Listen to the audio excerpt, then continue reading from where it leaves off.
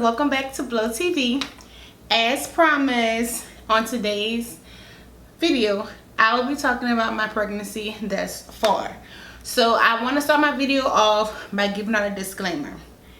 Everybody's pregnancy is unique, so what you hear me talk about in this video may not apply to you, may not have applied to anybody you know. Every woman's body is different. It is said that a woman could have 4 kids and experience 4 completely different pregnancies each time she goes through the experience. So that's a disclaimer. This is my unique story. So you don't have to bother by saying, oh, such and such happened with this, such and happened with that in my comments. Not saying I don't care, but it's all different, to be honest. Okay. So the first question that I think is how I should answer this story is, how did I find out and my reaction to it. So it was really crazy. I was on vacation in Mexico and it was the first night there, and I was drinking, but I wasn't drinking heavily. I had, well, first of all, as soon as you check into the resort, they gave us margaritas. So I had a margarita when I first got there, and then nighttime came and I was at the bar and I had like 2 drinks. Okay, which is lightweight for me, especially if you know me, because I'm a sorority girl, and that says nothing, but I'm just saying my alcohol tolerance is up there. So we get back to the room and I cannot lay down for nothing. I'm feeling everything in my chest. I'm feeling sick. So I'm like, oh my God, I gotta throw up. I gotta make myself throw up so I can find some type of relief. So I did that, and then everything just still sitting right here. Like I feel it in my chest. And I'm like, what's wrong with me? I'm like, oh my God, do I have my Rolaids? Because, little backtrack, I have been having heartburn for at least like a week or 2 weeks before vacation. But it never dawned on me that that was a sign of pregnancy. So I'm sitting in the hotel in Mexico, and my soror is in the bed next to me, and she's like, girl, you think that's like something minor, and it would be funny we get back home and you pregnant. So now I'm like,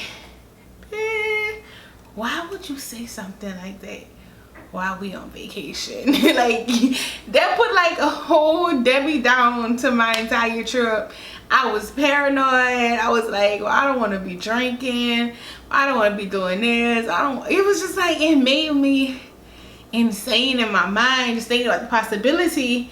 But I did not want to find out in Mexico, so I did not get a test out there.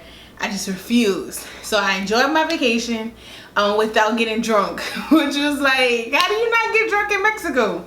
But really it was because that first night was just awful, and I didn't know if it was the pregnancy or in my head it was the alcohol. Like, was at one of those all-inclusive resorts, and there was like alcohol in the room that they refilled every 2 days, and to me it was just like gutter liquor.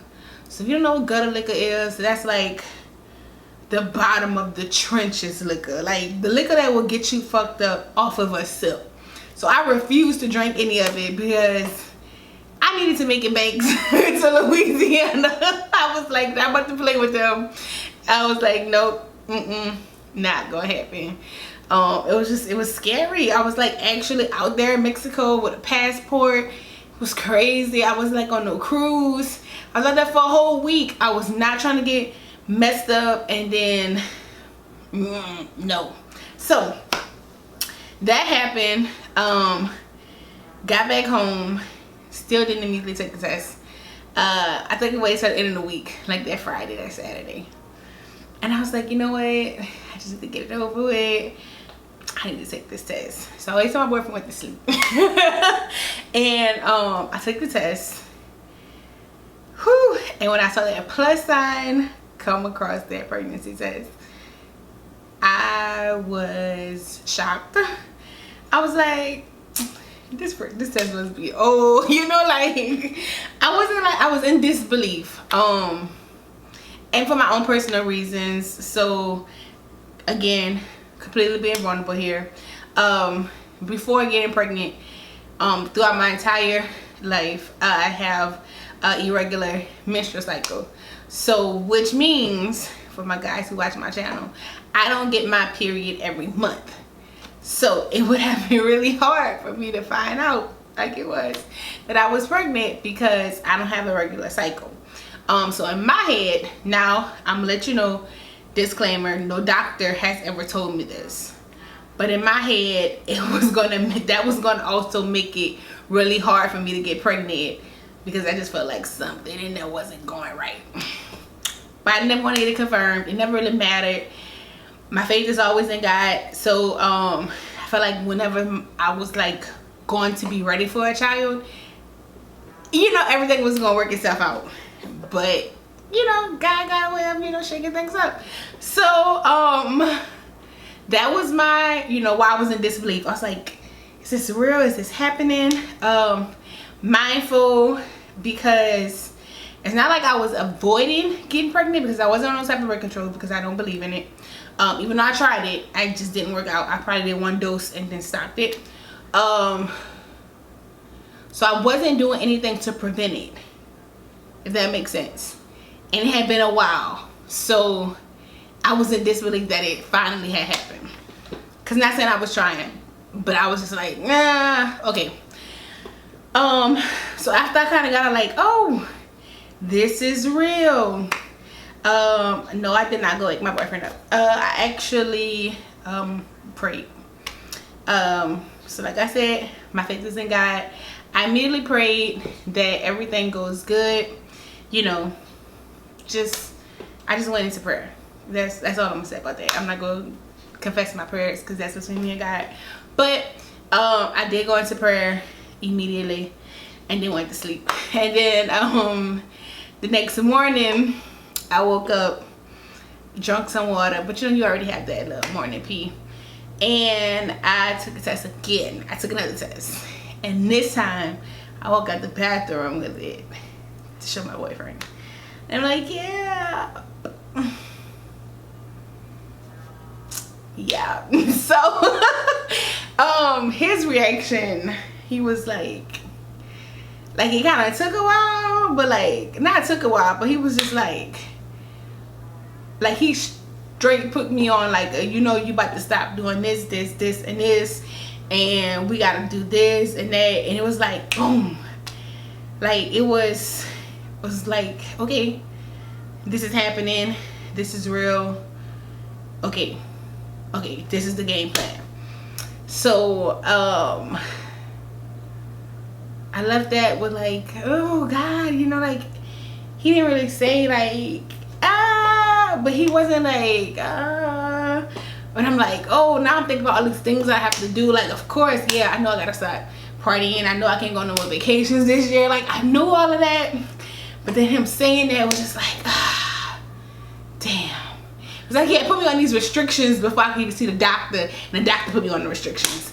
I was just like, I know you had got your degree in medicine. You know, it was just like one of those moments. So, yeah. And then somewhere along the lines, I kind of still was in disbelief.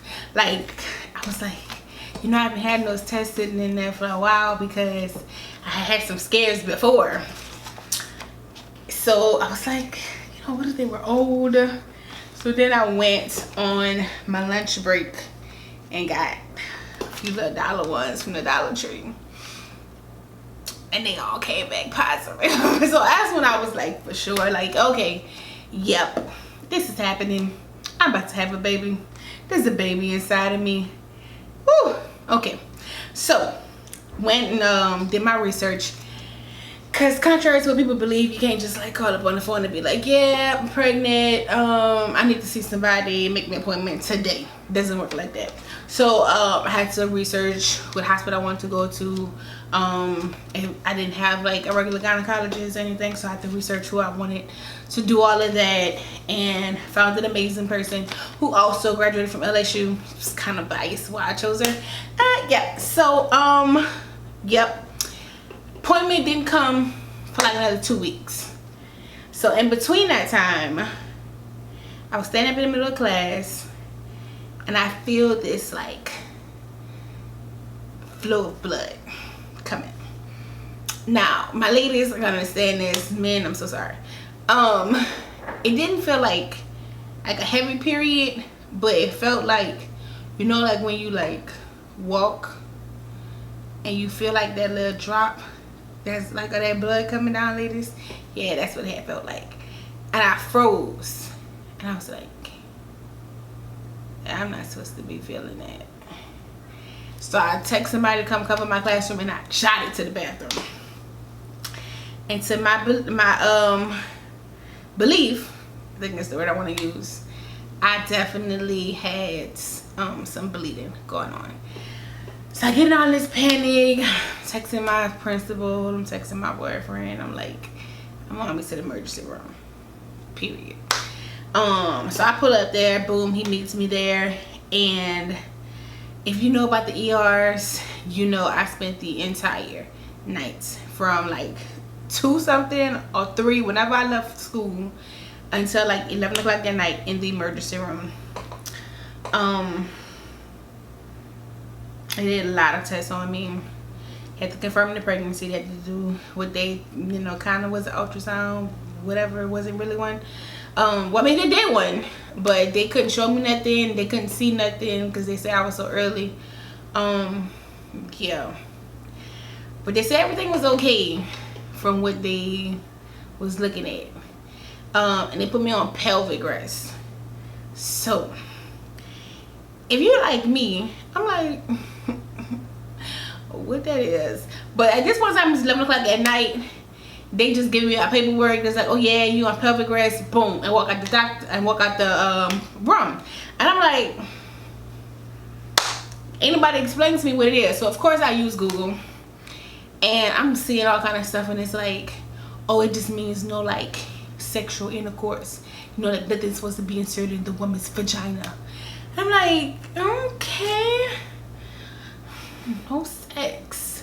Well, you already took me off of alcohol, you already took me off of, you know, my other extracurricular activity, and now you about to tell me no sex. Okay, how long it's gonna last?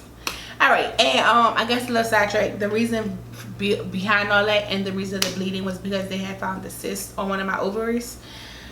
So yeah, they've been monitoring me. So I think we was on like pelvic rest for like 3, maybe 4 weeks. Oh my god, it felt like hell.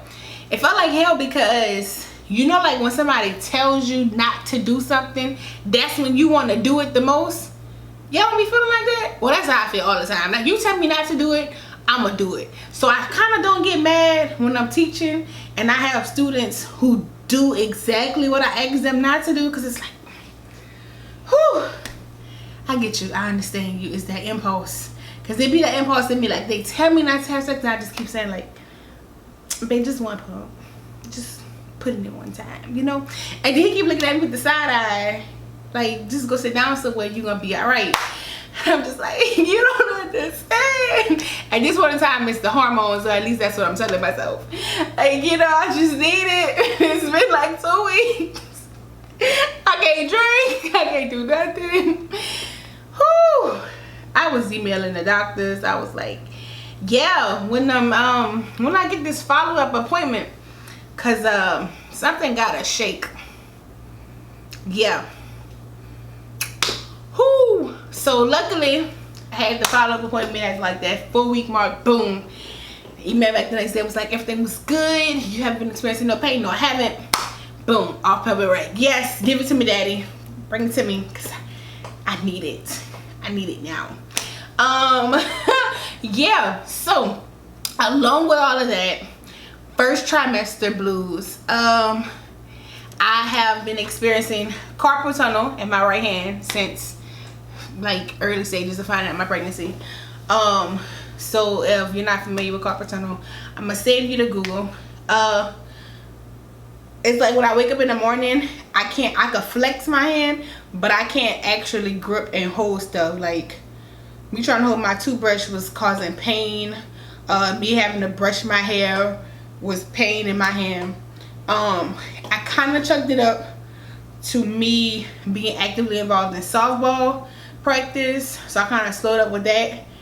But it went away for a while because I brought like a little ace band. But now that I'm further along in my pregnancy, I have it in both my hands, and it's not every day, but it's like I will wake up some morning and then I will feel this tingling in my hands, and I can't really like pull up the cover. Like that's what the feeling feels like. It's like a trembling feeling, but it's not like my actual hand is shaking. I can only feel the tingling, and then if I flex it, like imagine having a ball, you're trying to flex a ball and you can't, if that make any sense. So yes, first trimester is so scary. It's scary and it gives you a lot of fear. You have to make a lot of changes. The doctor of course gives you a restriction list, and then you just, if you're human and you have some sense, I think I need to word that a little different. I ain't trying to put on nobody that don't do this when they first find out, but me, what I did, it just put like a lot of stress on me because I'm like, okay, I want to restrict everything. I want to eat healthy. I want to make sure I'm giving my baby like everything that she's supposed to have. So like that was just fear in itself. So there was when my coworkers at work started this like meal prepping like little business kind of. So she was cooking like a lot of amazing good healthy food. I got it approved by my doctor. She was like, yeah, that diet would be amazing for you. And maybe like the third week in it, she's like, yeah, I can't do these meals no more. It was like the food was good, but the smell, because my hormones was changing me, got to me so heavenly that I could not tolerate the warming it up in the microwave, because it would just be like it felt like I had to throw up, but I never threw up. So that is one thing. I have not had morning sickness since I've been pregnant. Hallelujah. And that, like, but that smell thing, like your nose becomes so sensitive when you're pregnant. It's like, I don't know, like the best way I can describe it is that my kids would be in class and somebody would pop open some barbecue chips, something like that, and I could be on the opposite side of the room, but I'd be like, put it up. I'm like, what? I'm like, whoever did open up the bag of barbecue chips in my classroom, put it up, because I smell it, and if I can't eat right now, you can't eat neither. Like, yeah, in that type of tone and voice, kind of, yeah. So the kids kind of caught on. They didn't think I was pregnant, but it was just like, you being a bitch, like what is going on, like, you know, you snapping on us.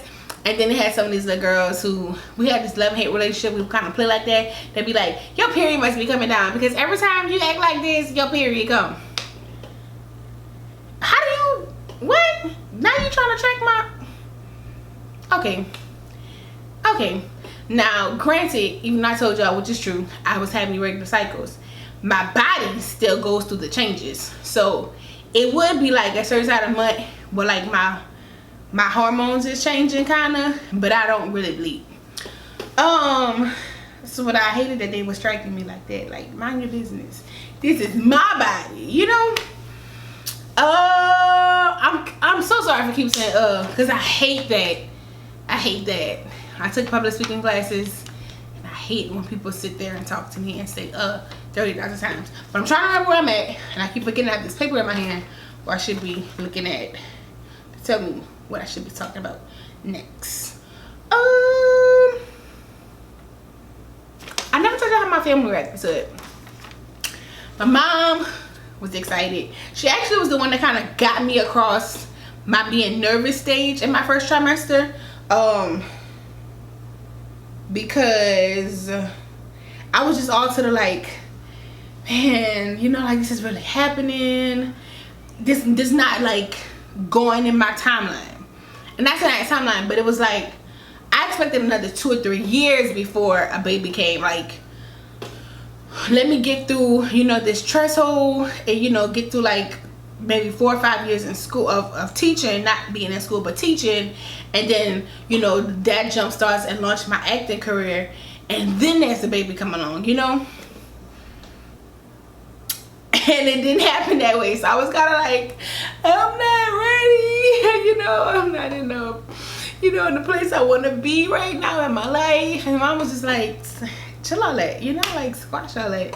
God don't give you nothing that he don't think you're ready for, and this is a blessing. A child is a blessing. Just always know the right words to say. Mama, I love you, girl. I love you. So yeah, my sister had, since she found out, has been being on me about her child. Yeah. Trying to spoil her child, doing everything for her child. She's really just been, you know, like there, like anything I need. She's like, recently this week I went and pick up a pan of lasagna and some pecan candy, and there's no more pecan candy, but we probably got like 1 or 2 pieces of lasagna left. That's probably gonna call one of my cousins to come pick it up because I can't eat no more lasagna. But yeah, like I am just milking this whole pregnancy, like, feed me, give me water and whatever I want type of vibe from people, because it's like a crutch. Like, people know you're pregnant and they want to do stuff for you. So I kind of milk it because I don't see myself being pregnant in another like 3 years. I'm gonna make the precautions this time. So it's like, yeah, no, I didn't eat breakfast. You brought me breakfast. Oh my God. Yes, I'm hot. Thank you for letting me sit down and take your chair, even though I came in the meeting like 2 minutes late. Stuff like that, you know? Yep. Milking it, definitely.